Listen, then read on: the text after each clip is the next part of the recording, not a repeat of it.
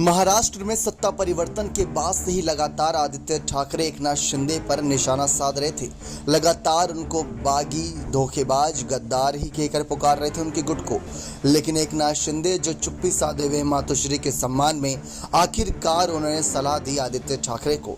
लेकिन इसके बावजूद भी आदित्य ठाकरे हैं कि रुकने का नाम ही नहीं ले रहे।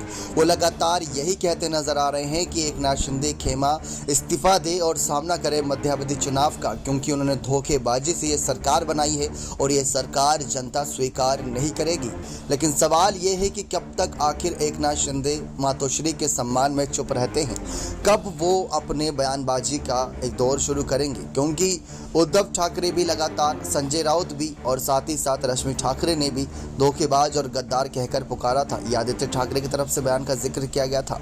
लेकिन जब गद्दार, धोखेबाज लगातार कहा ही जा रहा है, जनता के बीच जा जाकर आदित्य ठाकरे लगातार शिव संवाद यात्रा के दौरान भी, शिव तीर्थ यात्रा के दौरान भी रैलियां करते नजर आए थे, तब भी यही बात दोहरा रहे थे।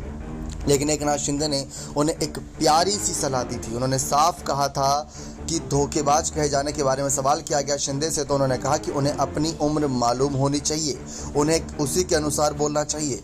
उन्होंने कहा कि आज हम जो कुछ भी हैं वह स्वर्गीय बाला साहब ठाकरे और उनके विचारों की वजह से हैं, लेकिन वह यानी कि आदित्य और अन्य लोग सत्ता के लिए सब बाला साहब के विचारों से दूर हो गई हैं, जिसने हमें विद्रोह करने के लिए मजबूर किया। हमने इसी वजह से ये कड़ा कदम उठाया, वरना ऐसा क्यों करते। सीएम के अलावा शिंदे कैंप के विधायक भी पहले ही आदित्य ठाकरे के खिलाफ मोर्चा खोल चुके हैं, क्योंकि हर एक चीज की हद और सीमा होती है।